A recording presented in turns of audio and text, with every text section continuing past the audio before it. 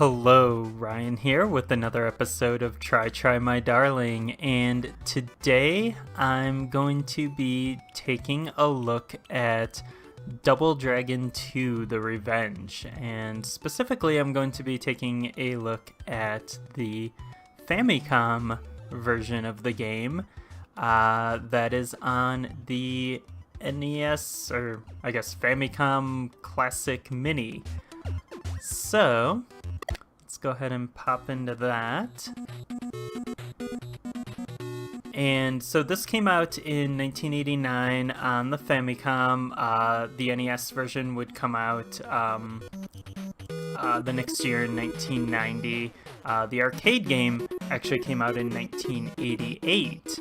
But the Famicom and NES versions are quite a bit different than the arcade game, and the Famicom version is quite a bit different than the NES game, so let's take a look here.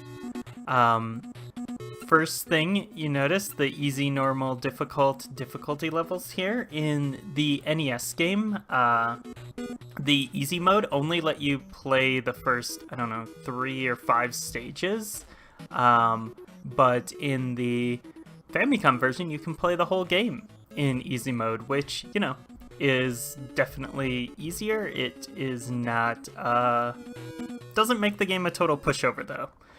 But, yeah, that's how I'm going to be playing. So, the story here, we got some 19XX going on. The game definitely takes place in a post-apocalyptic world, which is not something I really associate with the Double Dragon series, but, that is the way it is. And there are some kind of, Mad Max-esque elements in the game, for sure.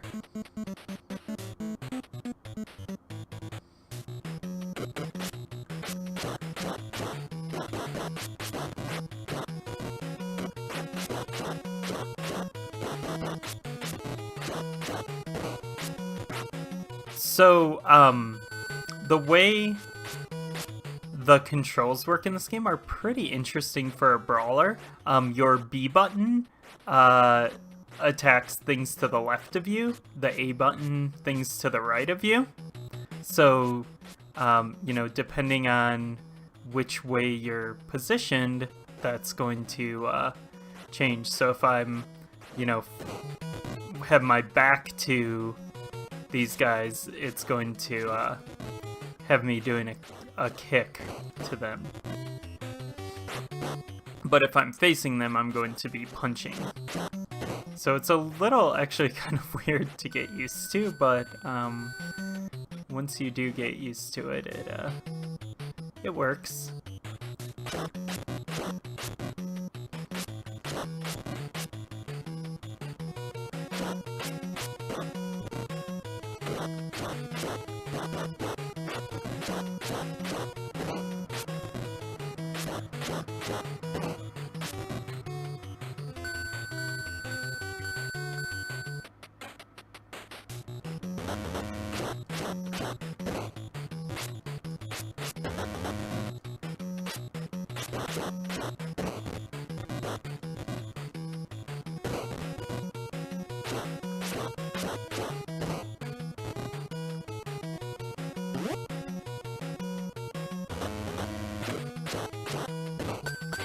So I was just reading a little bit about this game this morning before I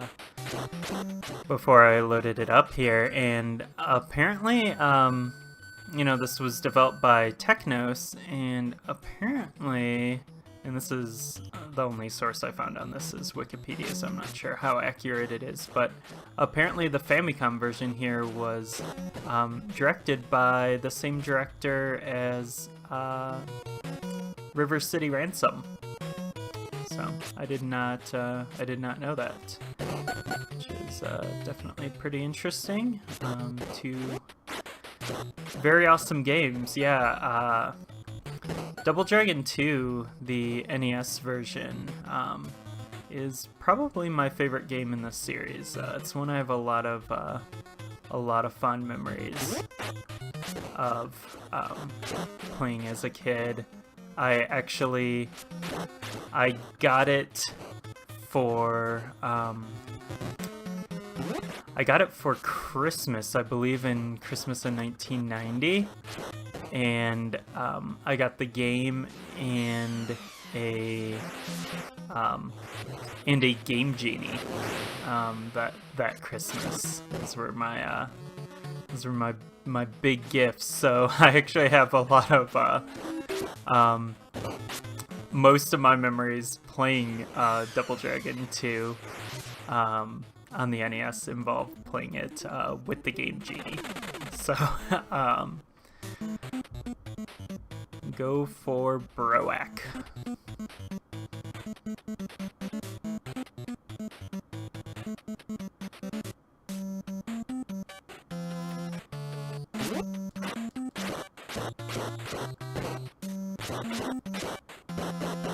So if my skills don't seem what they should be for this game, it is because I relied on the Game Genie too much as a youth. But that was like the only way I could, finish the game on normal to get, like, all the stages.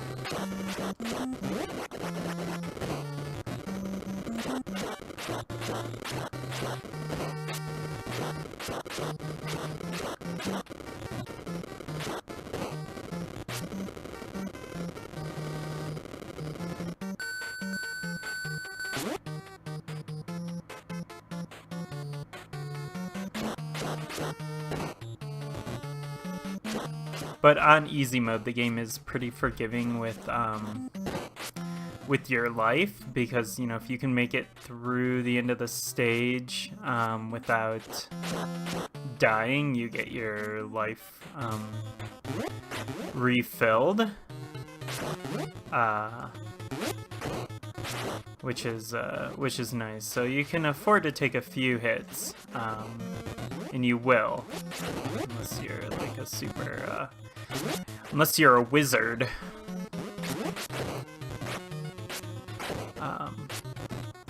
But I think, yeah, in the film, in the actual film, The Wizard, they play Double Dragon 1, and that's a big plot point in that movie. I think getting to stage 3 in Double Dragon, or beating stage 3 in Double Dragon, I forgot what the actual plot point was, but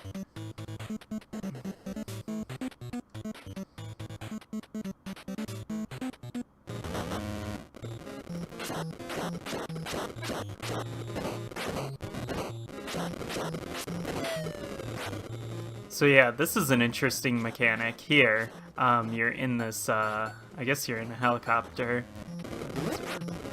It's a really big helicopter. But, yeah, you can actually get sucked out the door. And so can the enemies, so it's important to,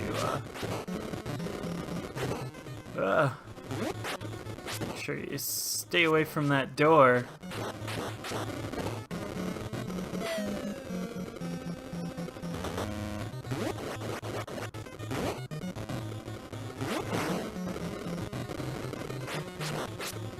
Oh no.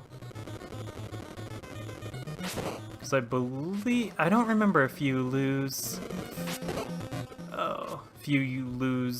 energy or if you lose a life if you get sucked out. Oh no! You lose a life. There we go. But thankfully you're able to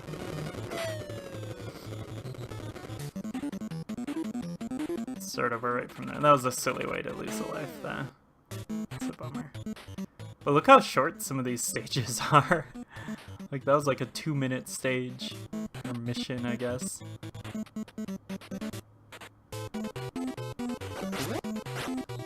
Oh, I love this music here.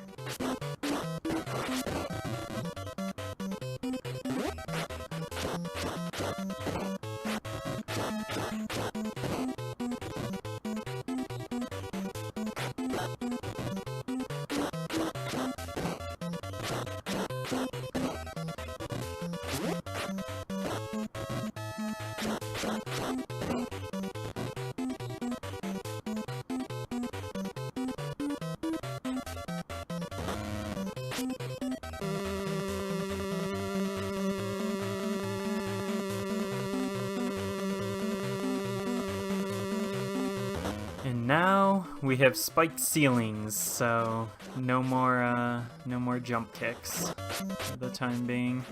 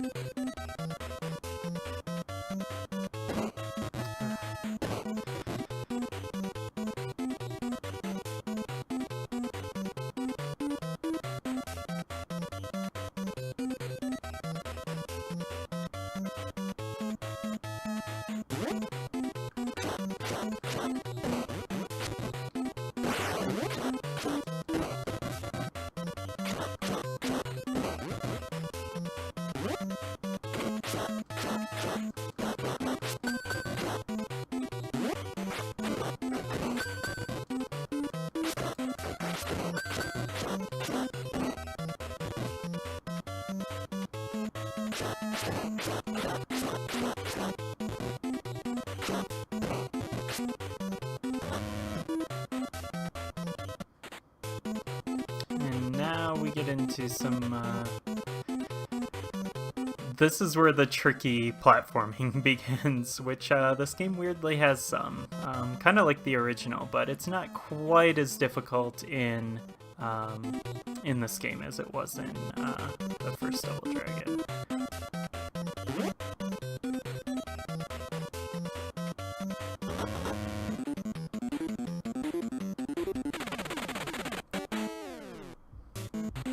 But we are gonna see some disappearing platforms eventually here.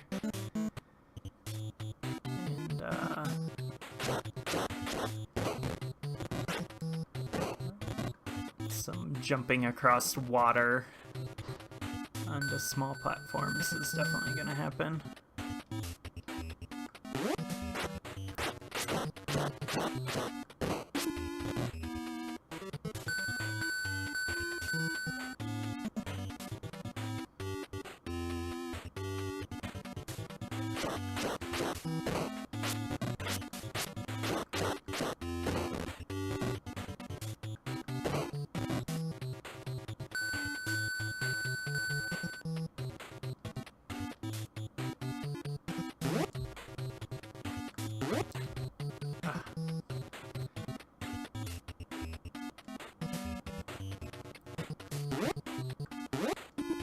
I believe some of the platforming is made easier on the easy difficulty, so that's another benefit of playing the Famicom version. I don't actually remember the specifics, but because you never even get to the platforming if you're playing on easy in the NES version.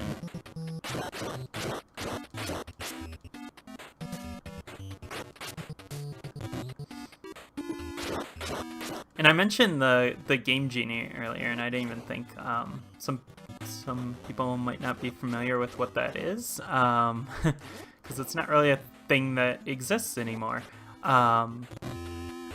So the Game Genie was a device that you plugged a cartridge into, and then you had this cool purple code book, and you'd put in these, these codes using letters and numbers that were in the code book, and they'd modify the code of the game and to make you invincible or give you extra lives, or even some like really weird stuff like being able to jump super high, or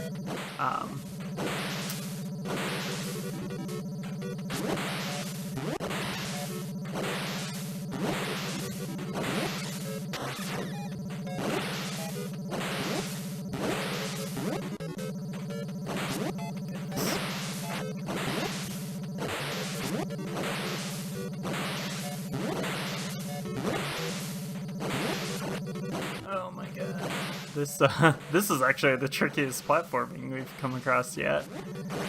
Trying to get up on top of this weird dystopian bulldozer. Oh my god.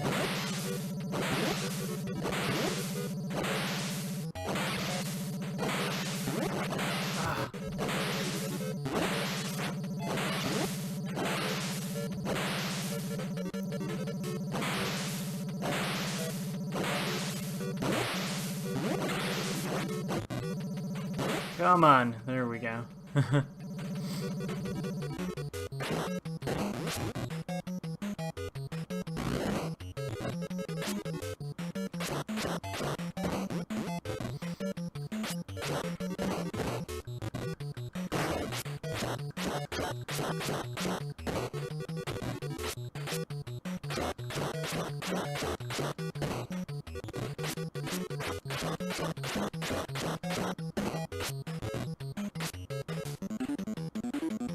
Oof.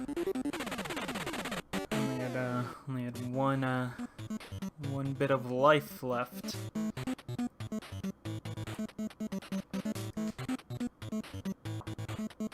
Fortunately, though, if you do have to continue, which I probably will here with these disappearing platforms and everything, if you had to continue in the NES version, you actually had to put in a code, but in the Famicom version here, you do not. You can just continue like normal.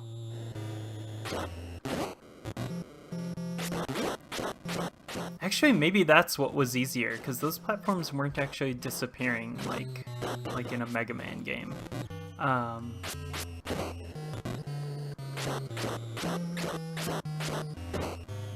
Those eyes are pretty creepy.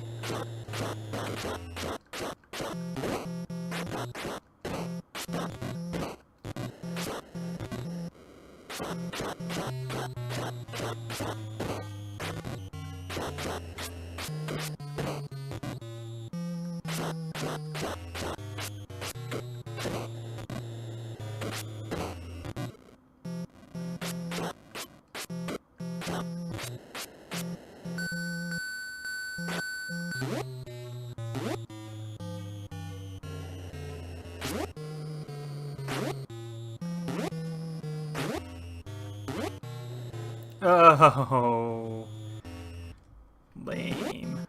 Oh my god, I could not jump onto that one from there. Alright, well now we get to see the continue screen.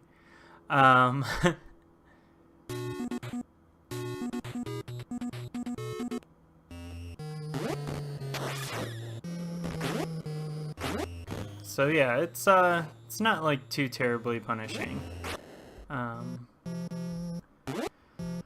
Just have to fight some of these dudes over and over again.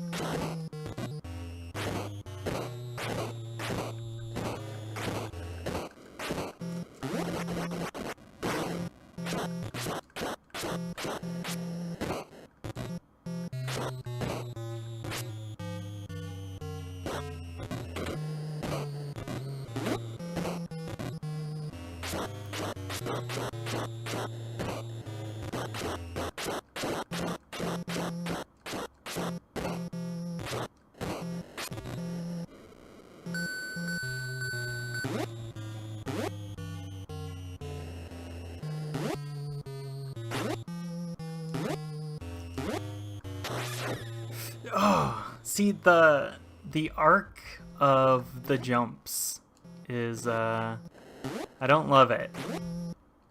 And it's kind of that you know, ghouls and ghosts thing where once you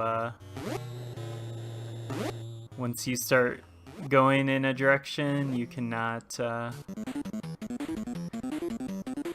change. But I think that was about it for the tricky platforming, and those actually not disappearing is very nice.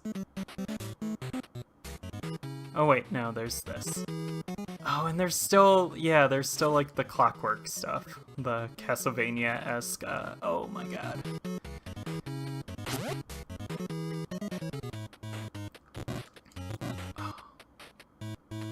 Why am I like falling and sliding down here? What?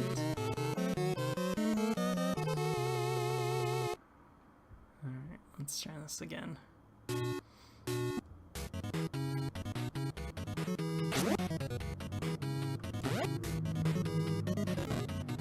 Oh my goodness.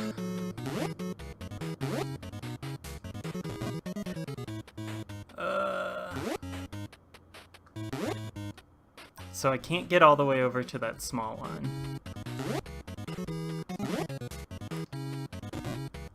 Yeah, I really don't like the jump arc in this game. And I know I'm just making excuses now because I'm doing bad, but I do not like it.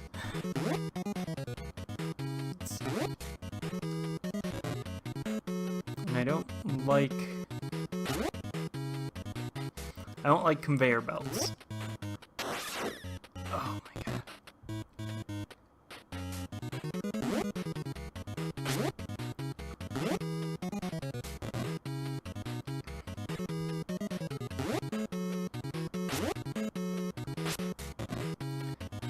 Yeah, like I'm not even getting a chance to like walk backwards as soon as I land on that conveyor belt. It's just like throwing me off. So I think I need to...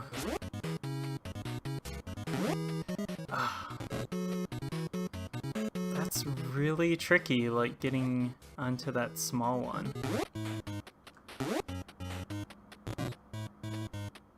So I need to land, walk backwards, and then... See? Then it like, then I overshoot it still.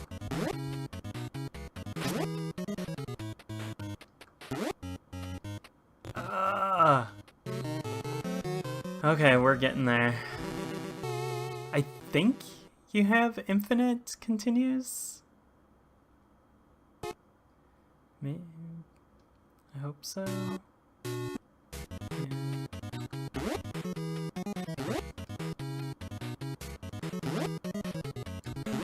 Oh, there we go. I think I still have to jump across some clockwork gears at some point, because of course. But now you can, as you can see, the floor is disintegrating behind me. So it's kind of, you gotta,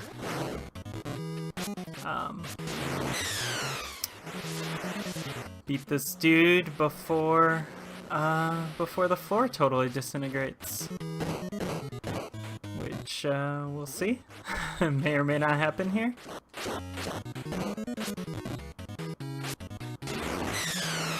I think I got him.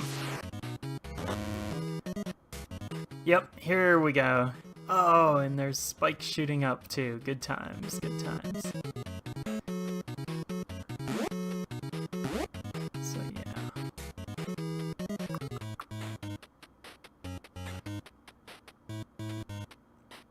And of course, if you jump on these while they're moving, you are going to buck you off.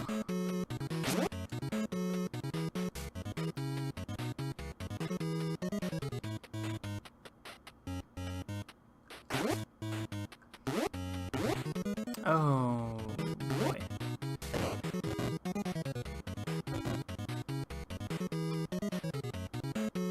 I don't think I can make it all the way over to that green platform. Let's try though. Nope. Cause yeah, these little half steps on the platforms, those are what kill ya in this game. Well, and the spikes. The spikes also do that.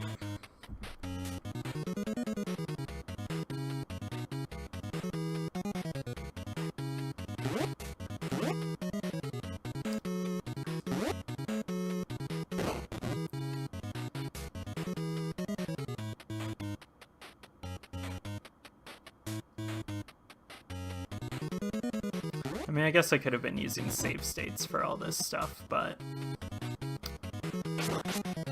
it's trying to keep this playthrough honest, because the Famicom Mini and the NES Classic, they both have really good save state systems. So that is definitely an option, but and it's one I use in other games like Castlevania and Ninja Gaiden, but for this one, you know, the lives and continuing are pretty forgiving, so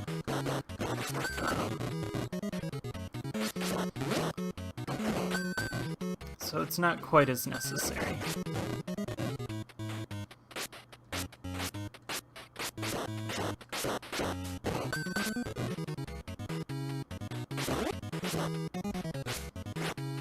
Yeah, it's funny when you compare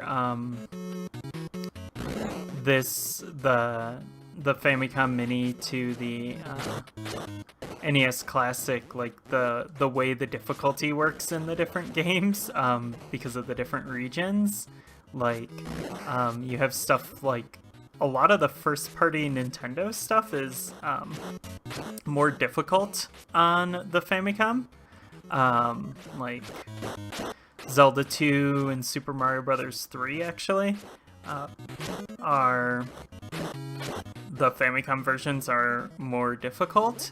But then on third-party stuff like you know, this Double Dragon 2 and like Super C, they're actually easier on the Famicom. So like Super C is the main reason it's easier on the Famicom is the Konami code in Super C gives you 30 lives, just like in the original Contra, whereas on the NES, the Konami code in Super C only gives you 10 lives. So, and that might be the next video I record is Super C, because that game is awesome, especially when you have the 30 life option, because it's also super hard.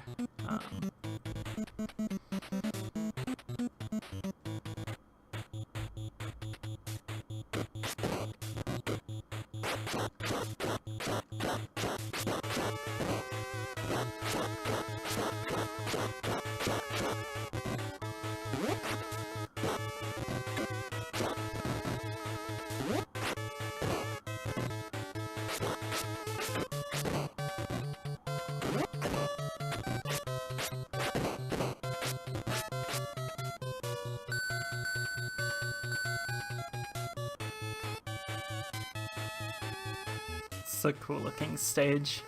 I like the faux reflection.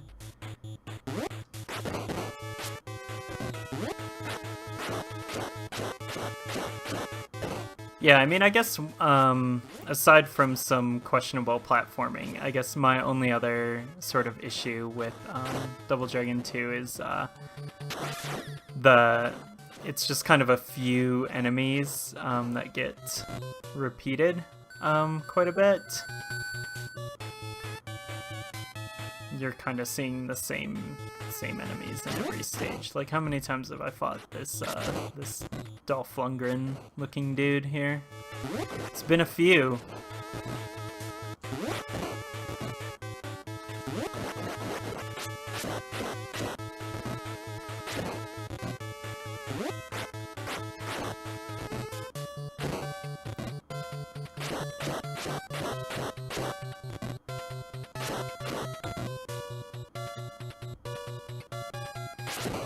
This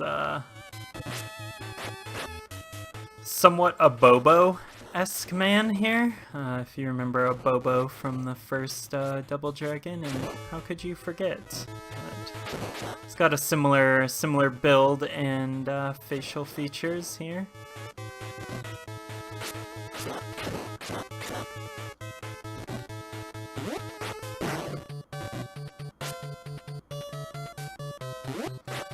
You just keep fighting them.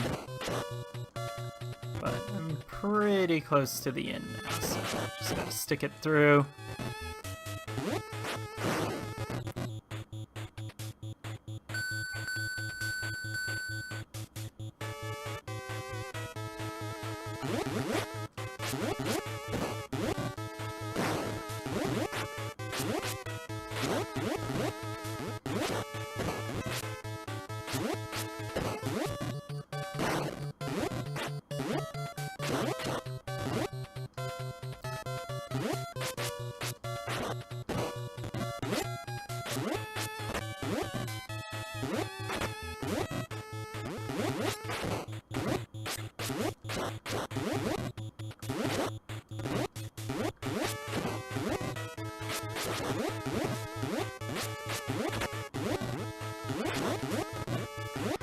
Oh my goodness, these guys are annoying. Yikes, I may have to start this stage over. I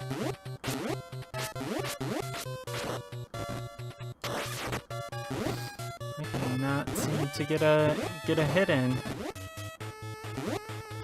Oh, and then another one shows up. Great. Yeah, looks like I'm doing this one over.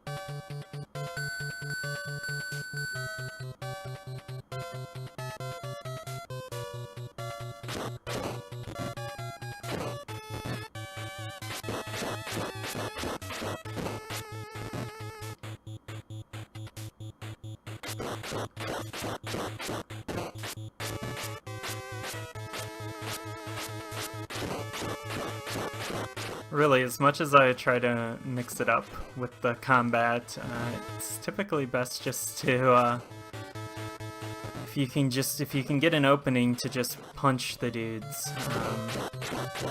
That's kind of your best strategy.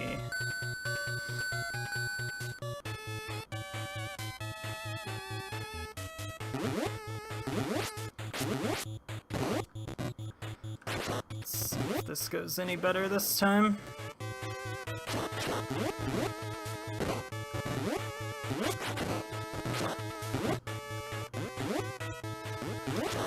So far, no.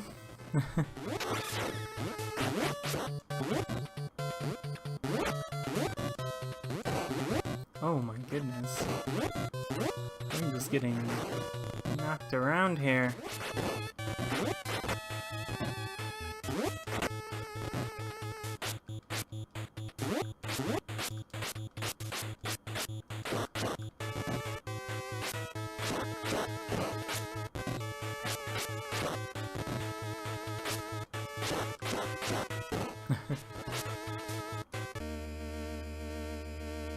Oh man.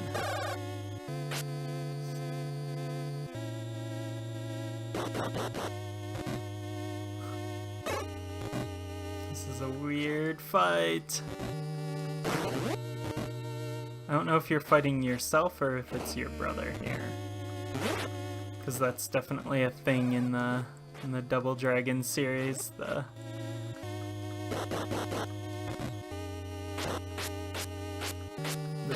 The real last boss is your brother, which was the case in the first game. Man, he's got that fireball move. You know, it's kind of interesting that this game has, you know, essentially a Hadouken and your Hurricane kick. A couple years before Street Fighter 2. I mean, those moves may have been in the original Street Fighter Fighting Street, but...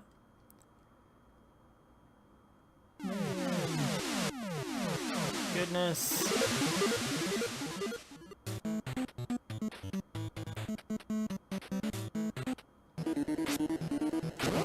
Yeah, how weird is this? This is like some serious like Fist of the North Star business here.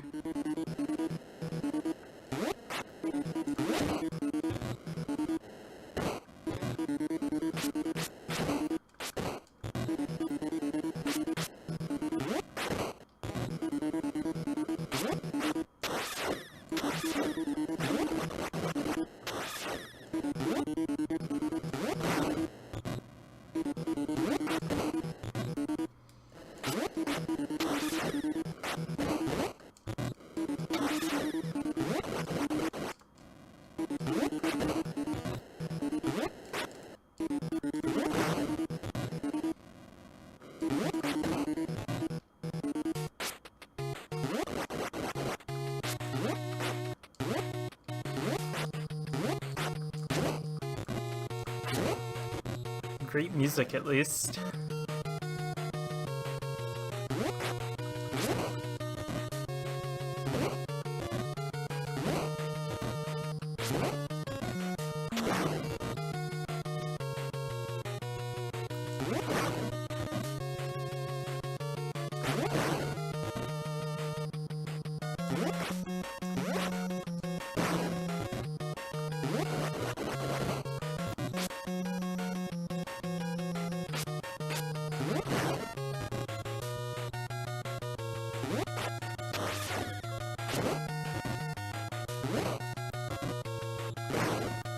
Goodness.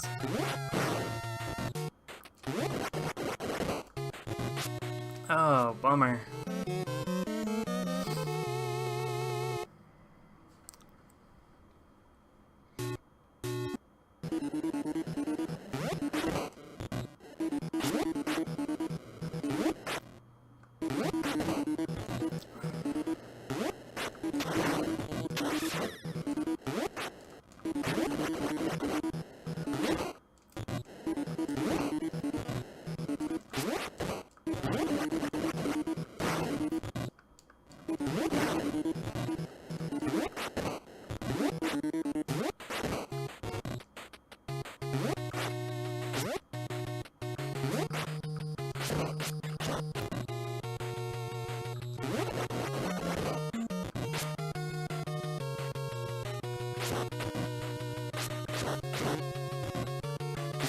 there's probably a really good strategy for beating this guy, but I'm kind of just using the kitchen sink strategy of just trying all my moves. Just trying to get in there and wail on him.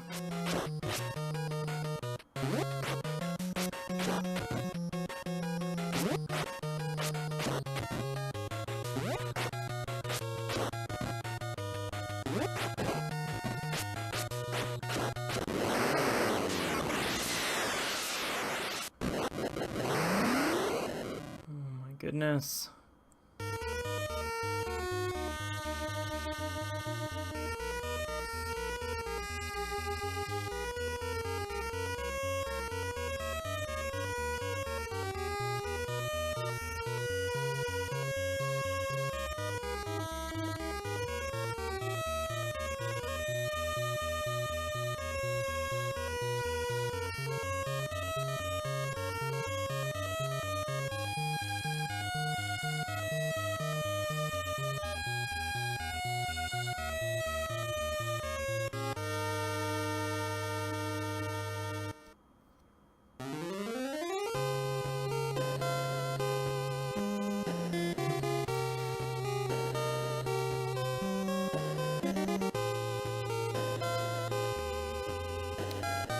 So yeah, that is Double Dragon 2, The Revenge. That playthrough was a little bit rough, and I apologize, but we made it through.